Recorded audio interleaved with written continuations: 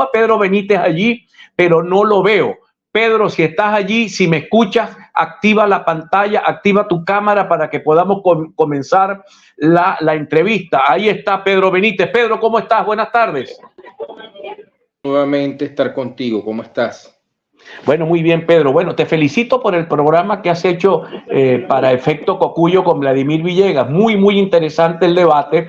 Y quisiera comenzar por una entrevista que han dado a Shirley McNally, dos de los más importantes especialistas en encuestas de Venezuela. Ellos han dicho que no hay modo, por lo menos numéricamente en términos de encuestas, que Nicolás Maduro gane la elección. Y se nos acaba de anunciar que ha habido un incidente con soldados venezolanos en la zona de Tibú.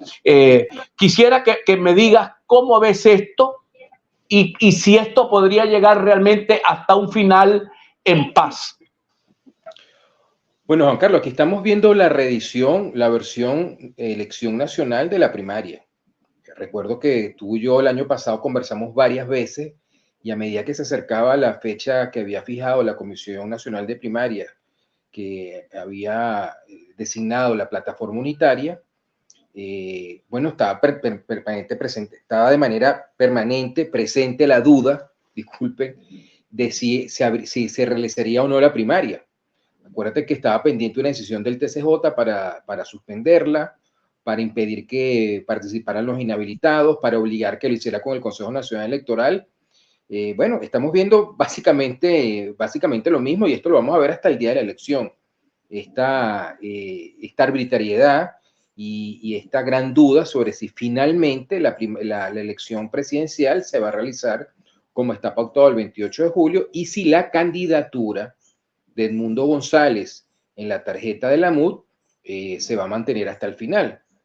Hay un tuit que colocó la semana pasada Francisco Amelias, que es una persona alineada en el sector que encabeza el primer vicepresidente del PSUV, Diosdado Cabello, donde él comentaba a su vez un tuit, un posteo en la red social X que había puesto la secretaria general del partido PPT, que era la Alianza Chavista, donde cuestionaban que la tarjeta de la unidad estuviera participando y que había que revisar esa postulación, su presencia en la competencia electoral.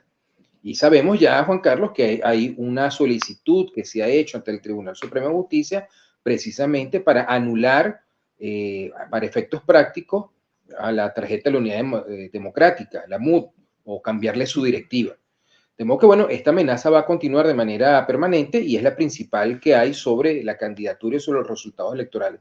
Del resto, bueno, mira, yo lo que te puedo decir es que en Caracas, y me imagino que también en Maracaibo, hay un ambiente muy favorable al cambio, una candidatura que se ha instalado de manera muy, muy acelerada. No nos debe extrañar esto.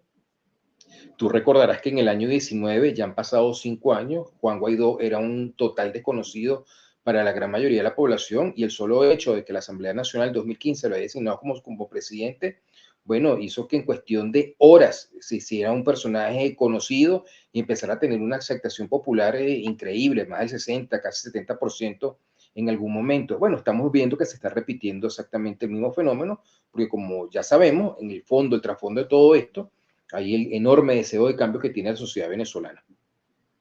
Ahora, el diario El País de España, el día de hoy, en un reportaje, informa que el presidente Petro ya redactó completamente el acuerdo que él le ha propuesto y que tiene el apoyo del presidente Lula. Hoy llegó muy temprano en la mañana, entiendo, llegó un avión, pero no estoy muy seguro si fue esta mañana, un avión del tipo que utiliza el presidente Petro cuando llega a Maiquetía, llegó por la rampa 4, no sabemos qué está pasando con respecto a ese avión, pero lo que sí vemos es que el diario El Mundo informa que ya hay un acuerdo en camino, digamos que el presidente Petro insiste en ese acuerdo. ¿Cómo ves tú esa posibilidad de que un acuerdo sea firmado en privado o sea sometido a una consulta popular en el propio 28 de julio?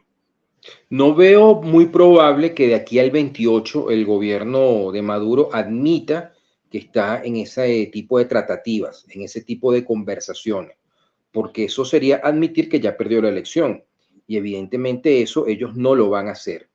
Ahora, si nosotros volvemos al inicio de esta historia que tú estás recordando en este momento, que fue la propuesta que Petro secundado nada más y nada menos que por el presidente Lula da Silva de Brasil, plantearon, ellos lo que le han propuesto al gobierno venezolano, según tomándolo de las palabras que ellos expusieron en una rueda de prensa que dieron en la ciudad de Bogotá, no era un acuerdo político para mejorar las condiciones de participación electoral y mejorar las garantías del día de la elección, sino para el día después. Y bueno, puesto que si la oposición no lograra su objetivo, es decir, si la plataforma unitaria, el campo democrático, no lograra su objetivo de ganar la elección del 28 de julio, en ese supuesto negado, pues su posición no cambiaría para nada. Seguiría en la oposición y seguirían las condiciones que ya sabemos que se tiene que desenvolver dentro del país con todas las limitaciones. El único cambio importante es si gana la elección y qué vendría después. Y ellos están apuntando evidentemente a eso, o sea, qué viene el día después al 28 de julio, cómo amanece Venezuela el 29 de julio. Maduro va a reconocer que perdió la elección, va a estar dispuesto a facilitar un traspaso de gobierno que va a ocurrir a lo largo de esos 6 meses que ya te adelanto, Juan Carlos, van a ser 6 meses interminables de una agonía permanente, donde van a haber todo tipo de negociaciones. Y yo creo que esta propuesta de negociación va apuntando hacia allá. Mira, me dice acá alguien de la audiencia, ¿cuántos votos cree usted que puede conseguir el mundo realmente? En el 2015 la oposición consiguió 7.7, pero no se habían ido 4 millones potenciales electores, ni habían otros microcandidatos que pueden restar. ¿Qué dicen las encuestas? ¿Cómo el análisis de encuestas que tú estás haciendo, qué te dicen? Bueno, Juan Carlos, lo que nos indican las encuestas, esta que tú citaste de esta conversación que hubo esta mañana en Caracas, de estos dos encuestadores, ellos hablan de un 50% de aceptación. Ese 50% es sobre los inscritos en el REP que votan en Venezuela. Sabemos que el REP está alrededor de 21 millones de venezolanos. De ese 21 millones hay más de 4 millones inscritos para votar en Venezuela que se han ido, que están en el exterior. Por lo tanto, podemos decir que entre 16 y 17 millones estarían con posibilidad de votar, de ejercer su voto. Bueno, si esas encuestas son ciertas y son creíbles, yo creo que es así, porque es lo que uno palpa en la calle, lo que uno escucha, bueno, podríamos decir que la votación de Edmundo González Urrutia podría estar perfectamente entre los 8 y 9 millones de votos. Pedro, te voy a pedir, ¿te puedes quedar con nosotros un segmento más? Hermano, por supuesto, cómo no. Y usted sabe que usted no le puedo negar esa solicitud. Muchísimas gracias, porque quisiera hablar del acuerdo. Edmundo González Urrutia le habló a las Fuerzas Armadas el día de ayer, le habló y dijo familia militar, a la familia militar. Yo quisiera que hablemos un poco cómo puede estar ese mundo que en la historia venezolana, y tú eres historiador que sabe de eso muchísimo más que yo, en la historia venezolana siempre ha sido el fiel de la balanza. ¿Cómo ves el mundo militar? Este segmento, amigos, continuamos con todos ustedes. Estamos acá en A Punto, la ventana plural para la discusión de las ideas, conversando con Pedro Benítez. Pedro, te decía los factores de lo que llaman en el mundo de la ciencia política el Estado profundo, las Fuerzas Armadas venezolanas. ¿Cómo ves el ambiente militar para una entrega en el poder, del poder en caso de producirse el triunfo del doctor González Urrutia? Bueno, Juan Carlos, yo no tengo mayor información de la que pueda tener el común del público en general, pero sí te puedo afirmar que por experiencia histórica, las Fuerzas Armadas, el cuerpo de oficiales, a todos los niveles, existe el mismo deseo de cambio que existe en el resto del país, por la sencilla razón de que ellos también son venezolanos y siempre han sido el reflejo de lo que es la sociedad venezolana. Si tú ves que hay un 80% del país que demanda cambio, no tengas ninguna duda que dentro del afán existe exactamente el mismo sentimiento. Muy bien, ahora hablemos un poco, vamos al momento preelectoral. Hay un montón, pero una cifra muy elevada de mesas de votación que tienen, de centros de votación con una sola mesa. Y esos centros de votación están en bases de misiones, en casas de militantes del Partido Socialista Unido de Venezuela. ¿Qué riesgos ves allí? Sobre todo que no tenemos claro la observación internacional de la Unión Europea, que sería quizá la más importante junto con la del Centro Carter.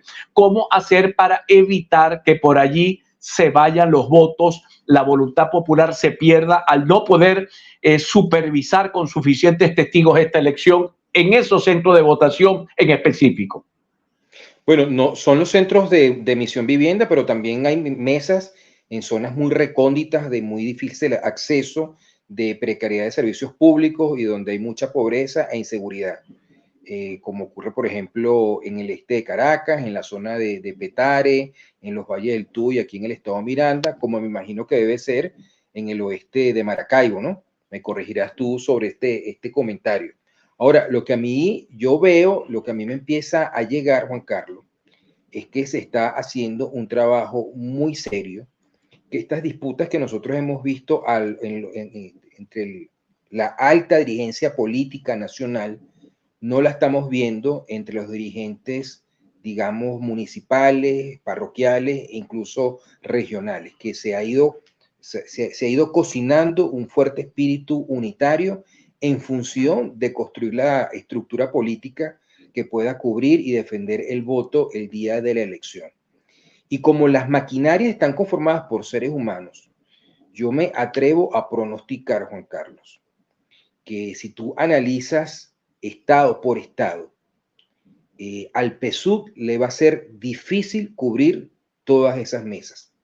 En cambio, lo que a mí me comentan, la información que a mí me llega, es que la oposición, los dirigentes opositores han ido a los sitios donde el Consejo Nacional Electoral ha aprobado estos nuevos centros de una mesa, que son 1.700 nuevos centros de una sola mesa, repito, y cuando llegan, bueno, las comunidades que están en ese sitio, mucha gente se pone a la orden, se ofrece para ser testigo.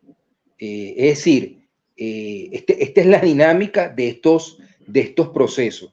Y bueno, por supuesto, hay que hacer el trabajo. Yo creo que se está haciendo. El caso de Estado Zulia, que es la principal plaza electoral de la nación, ahí lo que yo estoy viendo que va a ocurrir, que incluso por esta competencia entre Un Nuevo Tiempo y Primero Justicia, apuntando al año que viene, cada sector, cada liderazgo va a tratar de demostrar que tiene más fuerza que el otro.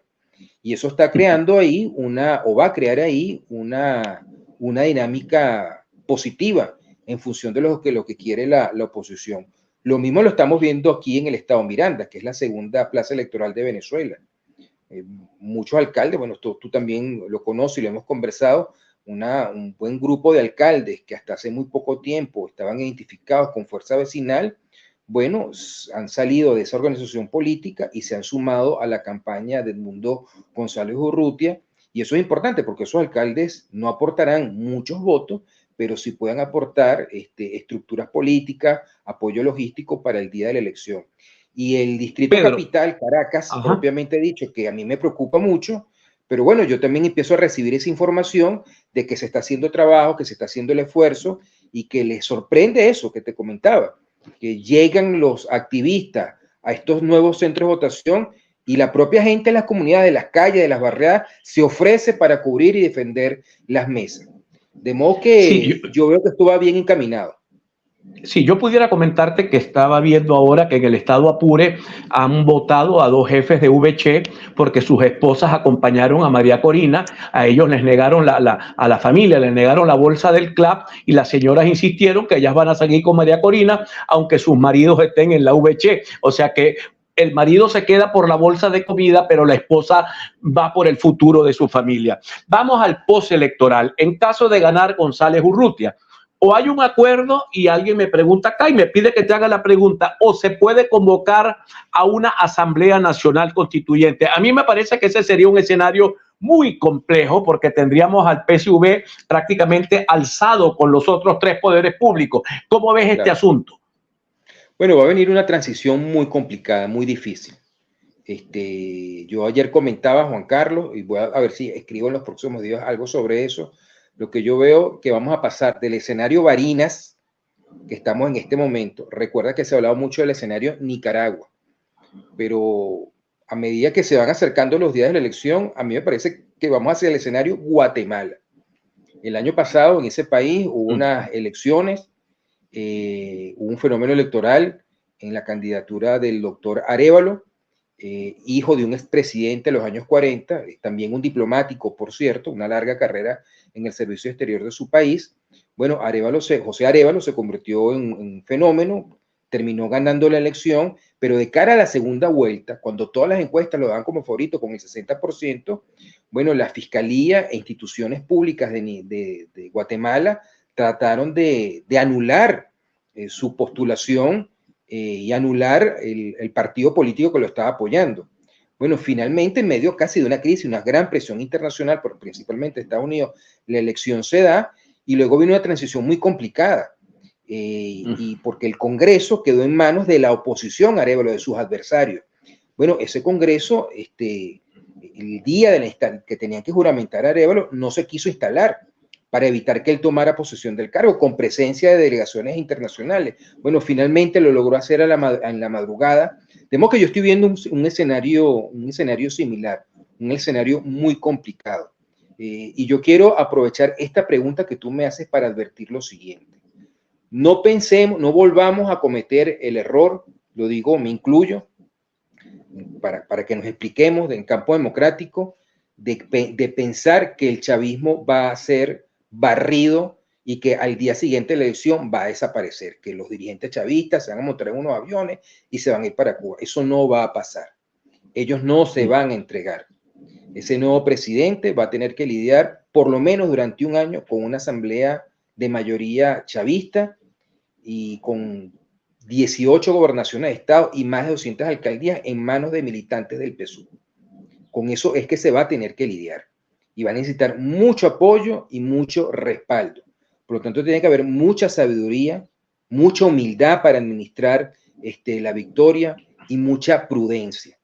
Ellos no se van a dejar meter una constituyente para que los barran del poder. O sea, aquí no, esto no es la mal llamada Cuarta República. Aquí no va a haber una Cecilia Sosa que desde el TCJ le facilite al nuevo grupo que llega al poder la entrega de todas las instituciones públicas, como ocurrió en la etapa final de Acción Democrática y CUPE. Y esto es otra cosa. Sí, quizás lamento yo, Pedro, con esto ya me despido de ti, que el trabajo que ha presentado el economista Víctor Álvarez no haya sido tomado en cuenta, porque fue un trabajo a detalle. No sé si lo has leído, no sé si estás de acuerdo con él, pero en todo caso fue un trabajo a detalle que plantea una justicia transicional que nos pudiera ayudar a salir del entuerto una vez que si se da el triunfo de Edmundo González.